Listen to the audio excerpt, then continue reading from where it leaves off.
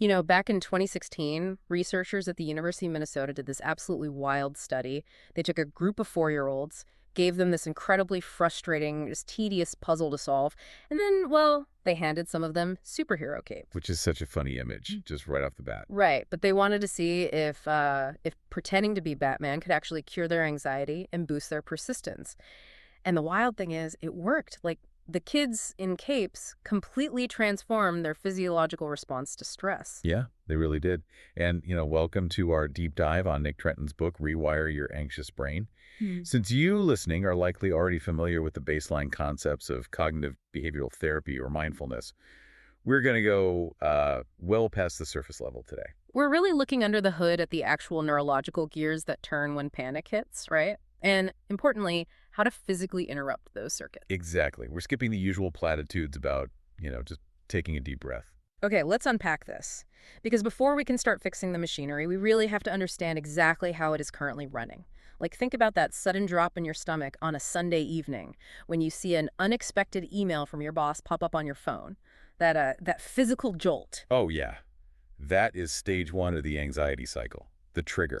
And what you do in the next 5 seconds pretty much dictates everything. Which usually isn't great. No, it's not.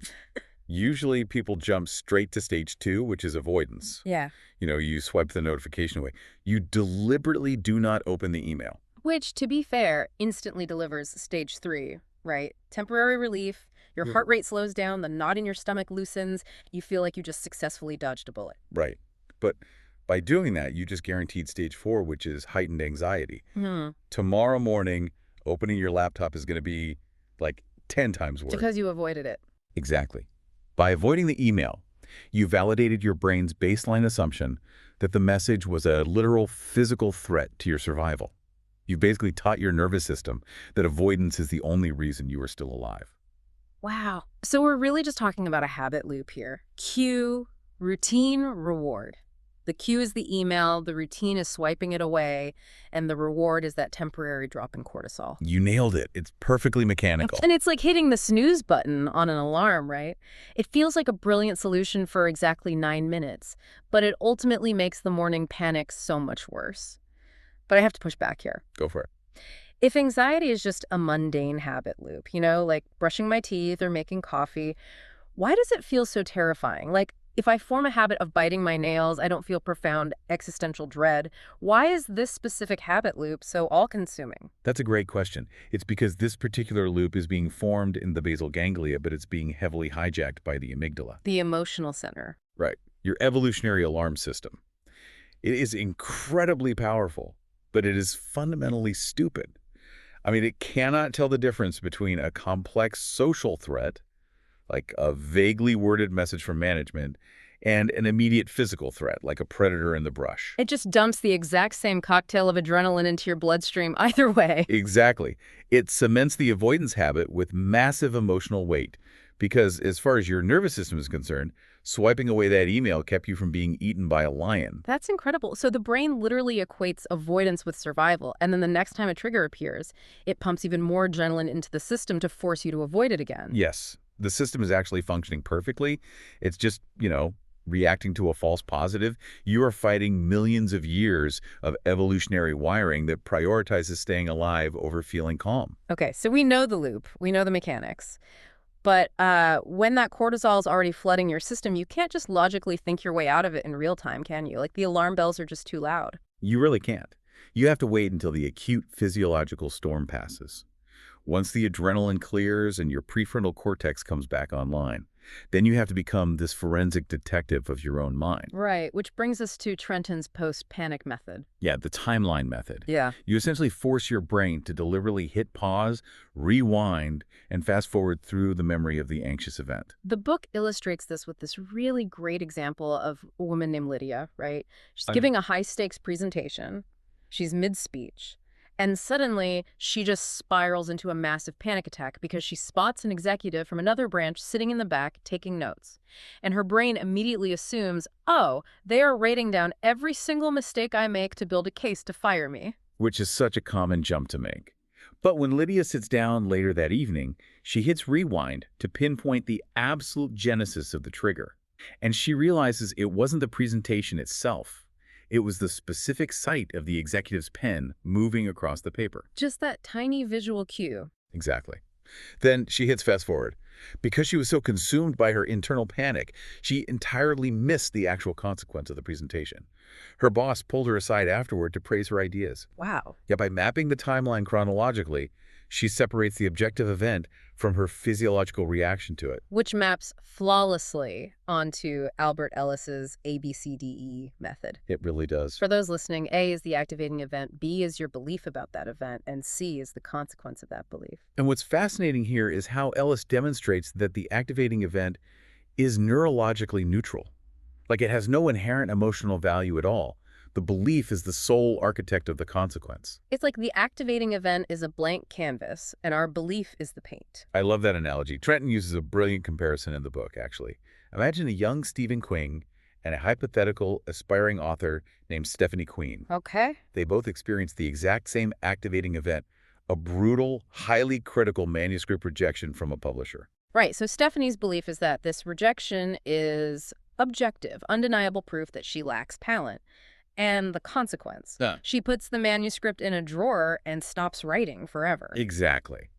But Stephen King's belief is completely different. His belief is that a rejection is just a metric of output. Like he simply needs to accrue more submissions until the odds tip in his favor. And the consequence for him is 30 painful rejections followed by a legendary publishing career. Exactly. But wait, I need to push back on this concept of a neutral event, because what if the activating event isn't just a subjective rejection letter?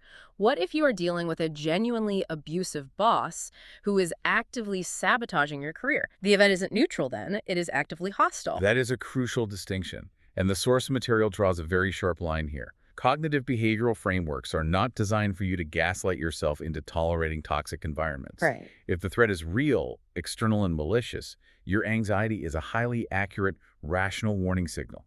You do not rewire your brain to accept abuse. You change your environment. You quit.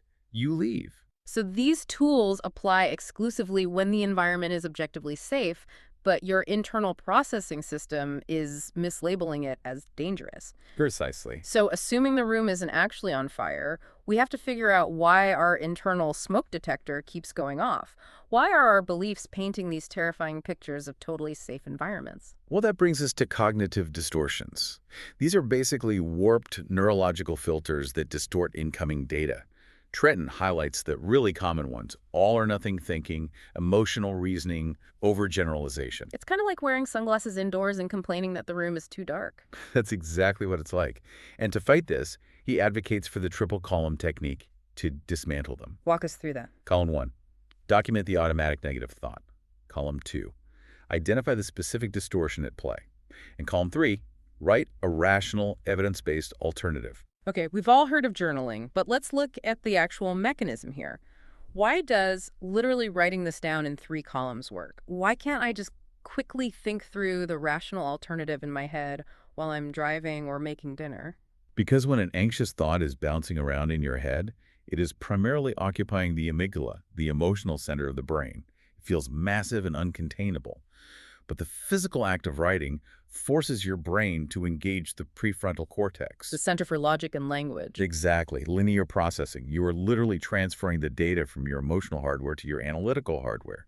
You're forcing the brain to process the fear as a distinct data point rather than an imminent abstract threat. Here's where it gets really interesting, because this is essentially a formalized, on-paper version of what Sigmund Freud called reality testing. Yeah, it is. You are cultivating an objective inner voice that fact-checks your emotional reactions against empirical evidence before you allow your nervous system to respond.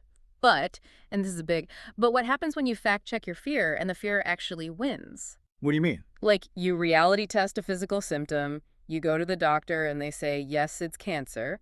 Or you reality test your job security and your boss actually fires you. The cognitive distortion wasn't a distortion, it was the truth. Right, right. Well, reality testing does not guarantee a happy answer. It guarantees an accurate baseline.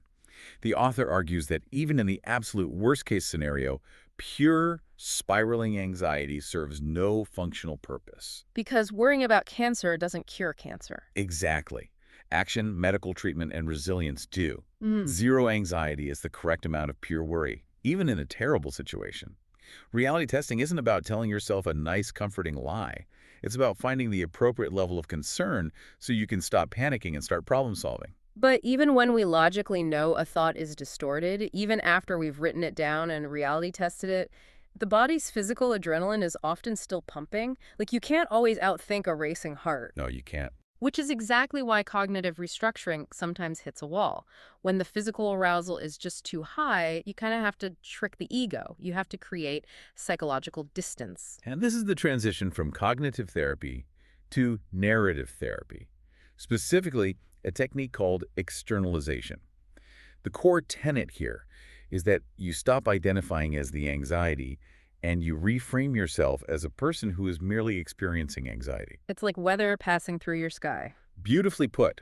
And the book mentions explicitly naming your anxiety, literally giving it a silly, non-threatening moniker. Right, like a nerdy gremlin named Neville. Yes. So when the physical panic starts, you just say, "Thanks for the input, Neville, but I'm busy right now."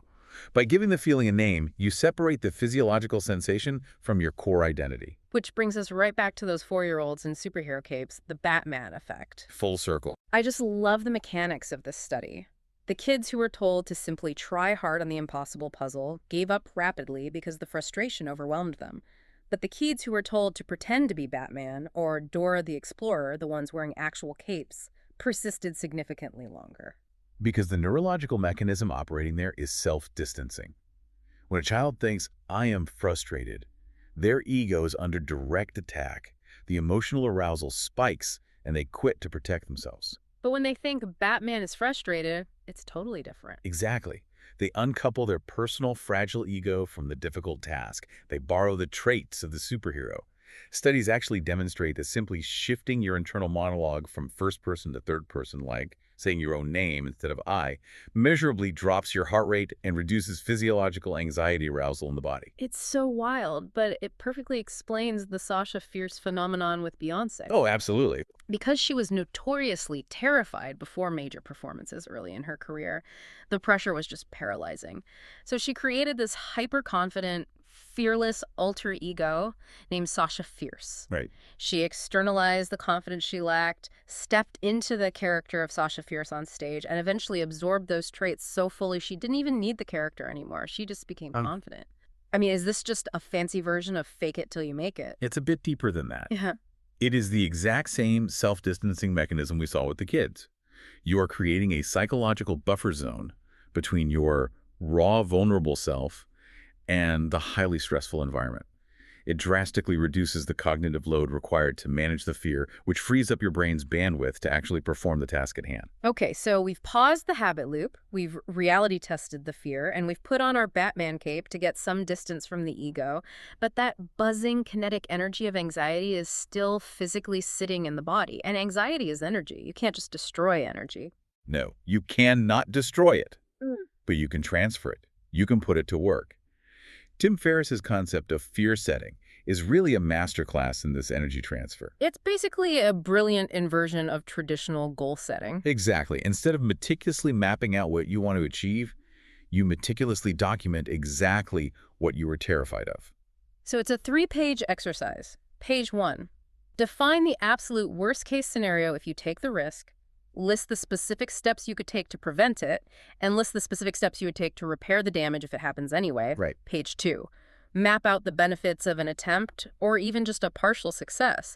But page 3 is the real gut punch, the cost of inaction. Like, what happens in 1 to 3 years if you do nothing? The text uses a great, slightly absurd example here of someone who is terrified to launch an eccentric business idea, an online psychotherapy service for pet hamsters. Which is amazing. It is. If they define the fear on page 1, the absolute worst case is losing a few $100s, wasting a month of free time, and feeling a bit foolish.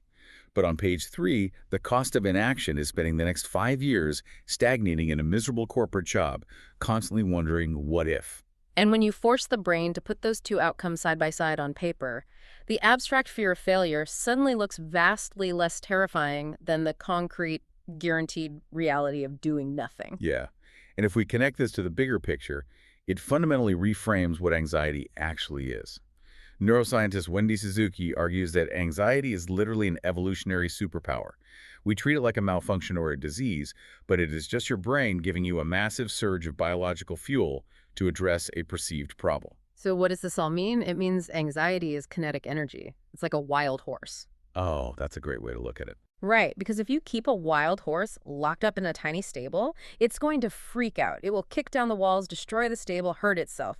But if you take that exact same horse, put a saddle on it, and point it in a specific direction, it has the raw power to carry you across a continent. And practically speaking, you saddle that horse by adopting what Suzuki calls the activist mindset. You aggressively convert amorphous, abstract what-ifs into concrete to-do lists. So if you are lying awake at 3 a.m., spiraling with thoughts like, what if I made a catastrophic mistake on my tax return and I'm going to get audited? You don't just sit in the dark suffering. No, you grab a notepad. Right. You're right. Task 1, Google the specific tax code at 9 a.m. Task 2, email my accountant at 9:15 a.m. In the exact moment a worry is translated into a structured action plan, the brain stops ringing the alarm bell. You have convinced the amygdala that the threat has been acknowledged and is being handled. Yeah. You are discharging the biological energy appropriately instead of letting it endlessly bounce around your nervous system. It's so practical. Let's trace the path we've taken today. We looked under the hood at the basal ganglia to understand how our brain's desire for efficiency cements the panic habit loop through avoidance. We learned to pause the timeline, transferring our fears from the emotional amygdala to the logical prefrontal cortex through reality testing. We learned that when the physical arousal is simply too high, we can use the Batman effect to distance our ego. And finally, we learned to harness that kinetic energy, saddling the wild horse to turn abstract thread into concrete tasks. Yeah, and the ultimate takeaway here is that the goal is never, ever zero anxiety.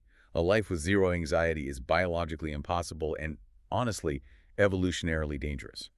The alarm system is a feature, not a bug. The objective is simply to manage the sensitivity of the alarm and dictate how you respond when it rings. Exactly, which leaves us with one final, deeply profound thought from the realm of narrative therapy for you to consider. Lay it on us. Think about the worst, most anxious chapters of your life, the periods where you felt entirely paralyzed by panic. What if you looked back and consciously rewrote the meaning of that story? Wow. Instead of viewing yourself as a passive victim of bad luck or someone cursed with faulty genetics, what if that profound anxiety was your greatest teacher? What if those agonizing moments were the precise, necessary crucibles required to forge the emotional regulation, the empathy, and the deep resilience you are relying on to navigate your life today? If you can reframe your history that way, the anxiety stops being an enemy. You realize it was the exact tool you needed to build the strength you have right now.